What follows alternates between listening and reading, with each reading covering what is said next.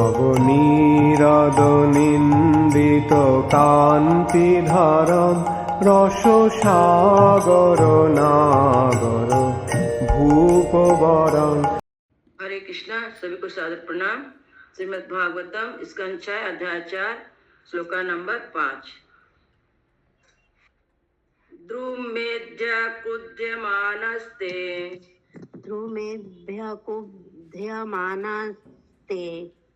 तपो दीपितमन्वया मुखतो वायुरग्निं च मुखता वायुम अग्निम च ससृजुतद्दिच्छया ससृजु तत्दिद्धक्षया। अनुवाद। जल में दीर्घ काल तक तपस्या करने के कारण प्रचेतागण वृक्षों पर अत्यधिक क्रुद्ध थे।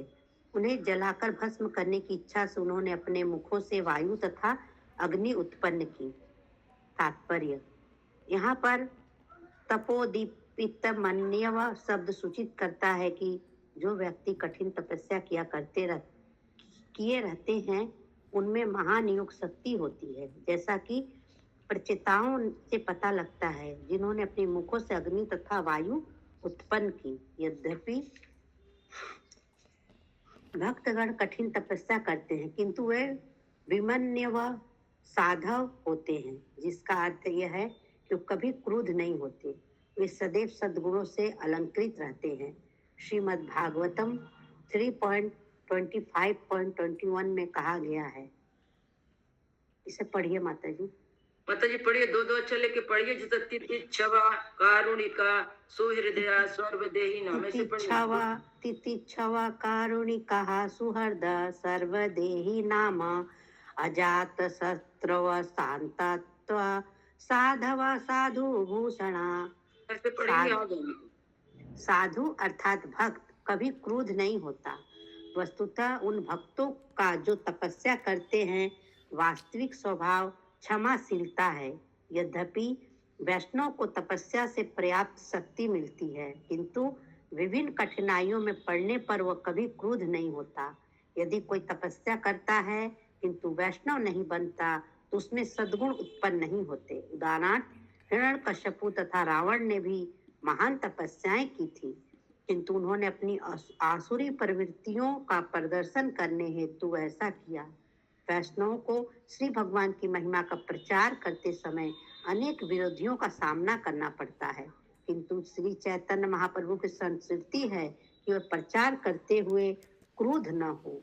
श्री चैतन्य महाप्रभु ने यह सूत्र दिया है, तृणादपि सुनीचेन तरोरपि सहिष्णुनाम अमानिनान मानदेन कीर्तन्य सदा हरि।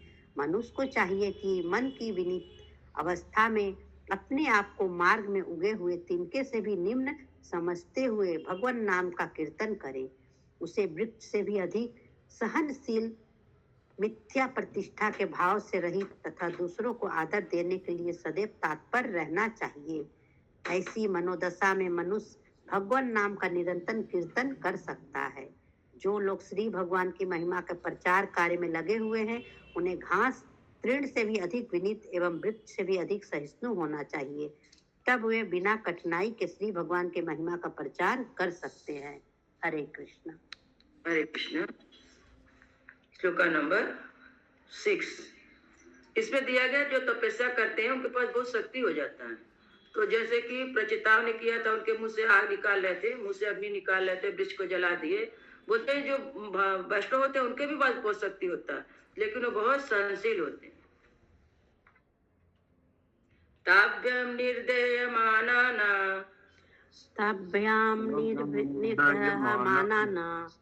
ताम उपलभ्य कुरुत्वः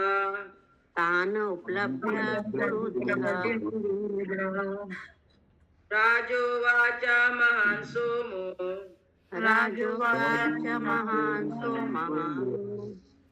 मन्युं प्रश्नयिव मनु प्रश्नयिव। अनुवाद। हे राजा परीक्षित, जब वृक्षों के राजा तथा चंद्रमा के अधिष्ठाता देव सोम ने अग्नि तथा वायु को समस्त वृक्षों को जलाकर राख करते देखा तो उसे अपार दया आई, क्योंकि वह समस्त वनस्पतियों तथा वृक्षों का पालन करता है। प्रेचिताओं के क्रोध को शांत करने के लिए सोम इस प्रकार बोला। तात्पर्य: इस श्लोक से पता चलता है कि चंद्रमा का अधिष्ठाता देव सोमदेव ब्रह्मांड भर के वृक्षों तथा पौधों का पालन करता है। चांदनी के कारण वृक्ष तथा पौधे तेजी से बढ़ते हैं। अतएव हम उन तथा कथित विज्ञानियों को किस प्रकार स्वीकार कर सकते हैं जिनकी चंद्र यात्राओं ने हमें जानकारी दी है कि चंद्रमा पर कोई वृक्ष या वनस्पति नहीं है। श्रील विश्वनाथ चक्रवर्ती ठाकुर कहते हैं, सोमो वृक्षाधिष्ठाता स एव वृक्षाणाम राजा। चंद्रमा का अधिष्ठाता देव सोम समस्त वनस्पतियों का राजा है। हम यह कैसे विश्वास कर सकते हैं कि वनस्पति के पालनकर्ता के ही लोक में वनस्पति नहीं है। हरे कृष्ण। हरे कृष्ण। इस श्लोक में जो चंद्रमा है ना, वनस्पति माने जो वनस्पति के मतलब उगाने में सहायता करते चंद्रमा, वो जो देखे कि वो लोग जला रहे हैं तो उनको तकलीफ हुआ और उन लोग से तब बोले, न द्रुमेभ्यो महाभागा न द्रुमेभ्यो महाभागा दीनेभ्यो द्रोगधूम अर्हता दीनेभ्यो द्रोगधूम अर्थः अर्हत विविर्ध्यायि ईशयो यूयम् विवर्धीय स्वयूयुम् प्रजानां पतया स्मिताः प्रजानाम पतय स्मृता। अनुवाद: हे भगवान महाशयो, तुम लोगों को चाहिए कि इन बेचारे वृक्षों को जलाकर भस्म न करो। तुम लोगों का कर्तव्य नागरिकों प्रजा के लिए समस्त समृद्धि की कामना करना तथा उनके रक्षकों के रूप में कार्य करना है। तात्पर्य: यहाँ यह संकेत हुआ है कि सरकार या राजा का यह कर्तव्य है कि वह न केवल मनुष्यों की रक्षा करे अपितु अन्य समस्त जीवों की भी रक्षा करे, जिनमें पशु, वृक्ष तथा वनस्पतियां सभी सम्मिलित है। किसी भी जीव को व्यर्थ में मारा न जाए। हरे कृष्ण। श्लोक नंबर 8। अहो प्रजापति पति अहो प्रजापति पति भगवान हरि अव्यया भगवान हरि अव्यया वनस्पति औषधिश्च वनस्पति न औषधिश्च ससर्जो जोस्मिषा विभु ससर्ज ऊर्जम इसम विभु। अनुवाद: पूर्ण पुरुषोत्तम भगवान श्री हरि समस्त जीवों के स्वामी हैं, जिनमें ब्रह्मा जैसे सारे प्रजापति सम्मिलित हैं। चूंकि वे सर्वव्यापक तथा विनाशी स्वामी हैं, अतः उन्होंने अन्य जीवों के लिए खाद्य वस्तुओं के रूप में इन समस्त वृक्षों तथा शाकों को उत्पन्न किया है। तात्पर्य: चंद्रमा के अधिष्ठाता देव सोम ने प्रचिताओं को स्मरण दिलाया कि प्रजापतियों के भी पति श्री भगवान ने इस वनस्पति को हर एक को भोजन प्रदान करने हेतु उत्पन्न किया है। यदि प्रचेतागण इन्हें नष्ट कर डालने का प्रयत्न करेंगे तो उनकी अपनी प्रजा भी कष्ट भोगेगी, क्योंकि भोजन के लिए वृक्षों की आवश्यकता पड़ती है। हरे कृष्ण। हरे कृष्ण। इस श्लोका में सोम जो चंद्रमा के थे, सोम एक नाम उनका सोम भी है चंद्रमा का, उनको समझाते हैं कि आप लोग यदि वृक्ष को नष्ट कर देंगे तो आपकी प्रजा को भी तो कष्ट होगा। श्लोका नंबर 9। अन्नम चराणाम अचरा अन्यम चराम न अचराम हि अपदा पादचारिणाम हि अपदा पादचारिणाम अहस्ता हस्तयुक्तानाम अहस्ता हस्तयुक्तानाम द्विपदां च चतुष्पद द्विपदां च चतुष्पदाम्। अनुवाद: प्रकृति की व्यवस्था के द्वारा फलों तथा फूलों को कीड़ों तथा पक्षियों का भोजन माना जाता है। घास तथा अन्य बिना पैर वाले जीव गायों तथा भैंसों जैसे चौपायों के भोजन के लिए है। वे पशु जो अपने अगले पैरों को हाथों की तरह काम में नहीं ला सकते, पंजों वाले बाघों जैसे पशुओं के भोजन में तथा हिरन एवं बकरे जैसे चौपाए जानवर तथा खाद्यान्न भी मनुष्यों के भोजन के निमित्त होते हैं। तात्पर्य: प्रकृति के नियम द्वारा ये पूर्ण पुरुषोत्तम भगवान की व्यवस्था से इस प्रकार का जीव दूसरे जीवों के भक्ष हैं, जैसा कि यहाँ पर उल्लेख किया गया है।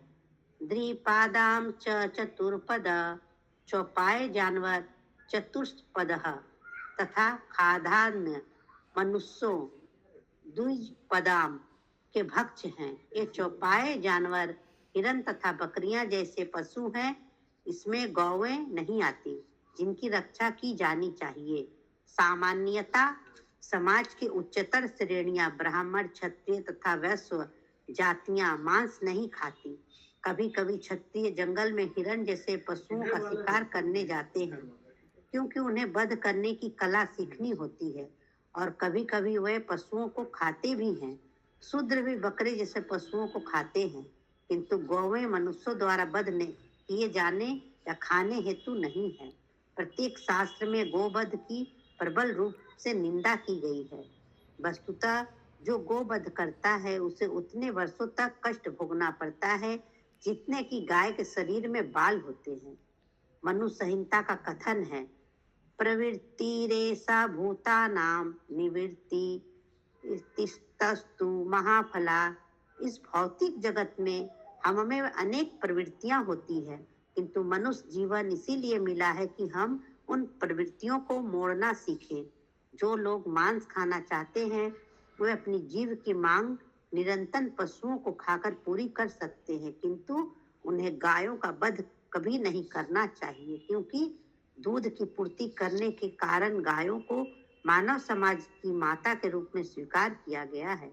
शास्त्रों के विशेष रूप से संस्कृति है, कृषि गोरक्षय मानव, कृषि गोरक्षय। मानव समाज के वैश्य वर्ग को कृषि कार्यों द्वारा सारे समाज के भोजन का प्रबंध करना चाहिए और गायों को पूर्ण सुरक्षा प्रदान करनी चाहिए, क्योंकि वे सर्वाधिक लाभदायक पशु है और मानव समाज को दूध देती है। हरे कृष्ण। हरे कृष्ण। श्लोका नंबर 10। युवं च पित्रा अन्वादिष्टा, यूयं च पित्रा अन्वादिष्टा, देवदेवेन चानघा, देवदेवेन च अनघः, प्रजा स्वर्गाय हि कथम्, प्रजा स्वर्गाय हि कथम्, भिक्षानुनिर्धक्त्वम् अर्हत, वृक्षानुनिर्दग्धुम् अर्हता। अनुवाद: हे शुद्ध हृदय वाले, तुम्हारे पिता प्राचीन वही तथा पूर्ण पुरुषोत्तम भगवान ने तुम सबको प्रजा उत्पन्न करने का आदेश दिया है। अतः तुम लोग इन वृक्षों तथा औषधियों को किस प्रकार जलाकर भस्म कर सकते हो, जिनकी आवश्यकता तुम्हारी प्रजा तथा तुम्हारे वंशजों के पालन के लिए पड़ेगी। हरे कृष्ण। हरे कृष्ण। श्लोक नंबर 11। अतिष्ठ सता मार्गम, अतिष्ठं सतामार्गं, कोपम यच्चत दीपितम, कोपं यच्छतदीपितम्, पित्रा पितामहेनापि, पितामहेनापि, दुष्टं वा प्रपितामहे, जुष्टं वा प्रतिपितामहे। अनुवाद: तुम्हारे पिता पितामह तथा परदादाओं ने जिस अच्छाइयों के मार्ग का अनुसरण किया था वह प्रजा के पालन करने का था, जिसमें मनुष्य, पशु तथा वृक्ष सम्मिलित हैं। तुम लोगों को उसी मार्ग का पालन करना चाहिए। व्यर्थ का क्रोध तुम्हारे कर्तव्य के विरुद्ध है, अतएव मेरी प्रार्थना है कि तुम लोग अपने क्रोध को नियंत्रण करो। तात्पर्य: यहाँ पर पिता महेनापि जुष्टम वा प्रपितामहे प्रपितामहे महे शब्द एक सत्यनिष्ठ राज परिवार का चित्रण करते हैं, जिसमें राजा, उनके पिता, उनके पितामह तथा उनके पितामह होते हैं। ऐसे राज परिवार का एक प्रतिष्ठित पद होता है, क्योंकि यह प्रजा का अर्थात नागरिकों का भरण पोषण करता है। प्रजा शब्द उसका घोतक है, जिसने सरकार के शासन क्षेत्र के अंतर्गत जन्म लिया है। उच्च राज परिवार वाले सचेष्ट रहते थे कि सारे जीवों को, चाहे वह मनुष्य हो या पशुओं से निरंतर अन्य जीव हो, संरक्षण प्रदान किया जाना चाहिए। आधुनिक प्रजातांत्रिक पद्धति इस प्रकार की उच्च पद्धति नहीं कहला सकती, क्योंकि चुने हुए नेता केवल सत्ता के लिए प्रयत्नशील रहते हैं, किंतु उनमें उत्तरदायित्व का कोई भाव नहीं रहता। राजतंत्र में प्रतिष्ठा प्राप्त राजा अपने पूर्वजों के महान कार्यों का अनुसरण करता है। इस प्रकार चंद्रमा का राजा सोम यहाँ पर प्रचेताओं को उनके पिता, पितामह तथा प्रपितामहों के यशों का स्मरण कराता है। हरे कृष्ण। हरे कृष्ण। श्लोक नंबर 12। तो का नाम पितरो बंधु, तो का नाम पितरो बंधु, दिशा पच्च स्त्रिया पति, दिशा पच्छाम स्त्रियापति, पति प्रजानां भिक्षूणां, पति प्रजानां भिक्षूणां, गृहे यज्ञानां बुधा सुहृत, गृह्यज्ञानां बुधा सुहृत। अनुवाद: जिस प्रकार पिता तथा माता अपनी संतानों के मित्र और पालनकर्ता होते हैं, जिस प्रकार पलक आंख की रक्षक होती है, पति जिस प्रकार पत्नी का भर्ता तथा रक्षक होता है, जिस प्रकार गृहस्थ भिखारियों का अन्नदाता तथा रक्षक होता है, तथा जिस प्रकार विद्वान अज्ञानी का मित्र होता है, उसी प्रकार राजा अपनी प्रजा का रक्षक तथा जीवन दाता होता है। वृक्ष भी राजा की प्रजा होती है, अतएव उन्हें भी संरक्षण प्रदान किया जाना चाहिए। तात्पर्य: श्री भगवान की परम इच्छा से असहाय जीवों के नाना प्रकार के रक्षक तथा पालन करता होते हैं। वृक्ष भी प्रजा माने जाते हैं, अतएव राजा का कर्तव्य है कि वो वृक्षों की भी रक्षा करें। दूसरों के विषय में तो कुछ कहना ही नहीं। राजा अपने राज्य के जीवों की रक्षा करने हेतु कर्तव्यबद्ध होता है। इस प्रकार यद्यपि माता पिता अपनी संतानों की सुरक्षा तथा भरण पोषण के लिए प्रत्यक्ष रूप से जिम्मेदार होते हैं, किंतु राजा का कर्तव्य यह देखना है कि सारे माता पिता अपने कर्तव्य उचित रीति से निभाएं। इसी प्रकार राजा इस श्लोक में वर्णित अन्य रक्षकों की भी निगरानी करने के लिए जिम्मेदार होता है। यह भी ध्यान देने की बात है कि जिन भिखारियों का भरण पोषण गृहस्थियों को करना है, वे पेशेवर भिखारी नहीं, अपितु सन्यासी तथा ब्राह्मण हो, जिन्हें भोजन तथा वस्त्र प्रदान करना गृहस्थियों का कर्तव्य है। हरे कृष्ण। यहाँ पे भिखारी से दिया गया, जो पेशेवर भिखारी होते हैं, जो अपना गुरु बना के मांगते हैं, उनको नहीं देने के लिए बोला गया। ऐसा कहा गया सन्यासी या ब्राह्मण है। जो सन्यासी हो तो उनको तो भिक्षा मांग के वो अपना पेट भरते हैं, तो उनको देने के लिए कहा गया इसमें।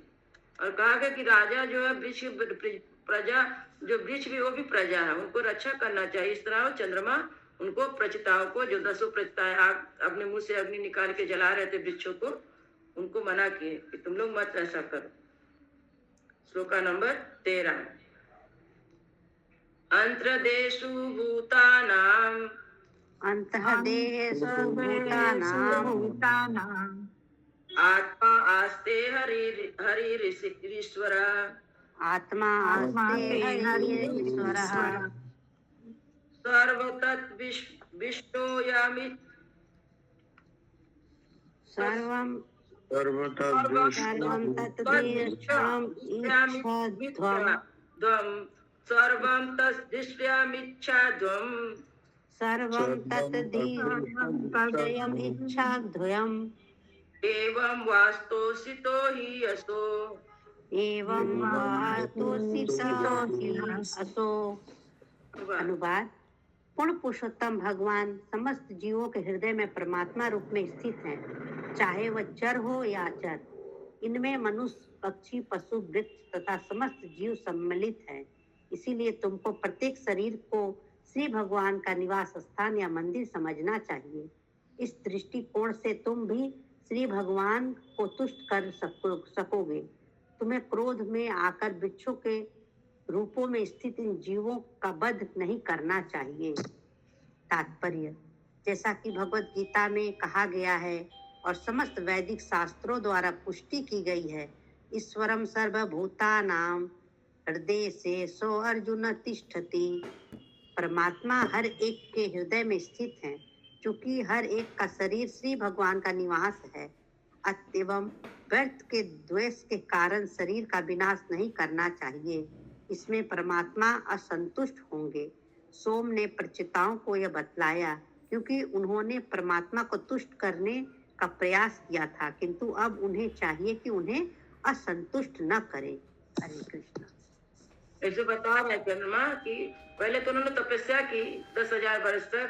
अब भगवान को प्रसन्न किया। भगवान इससे असंतुष्ट होंगे, जो आग लगा रहे हैं, वृक्ष को जला रहे हैं, तो इससे भगवान असंतुष्ट होंगे, इसलिए आप ऐसा नहीं करें। श्लोका नंबर 14। या समुत्पतितम देह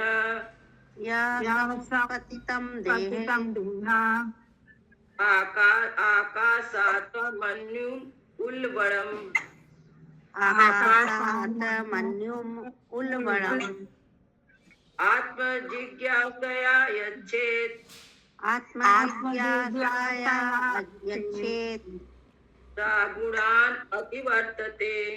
सगुणान् अतिवर्तते।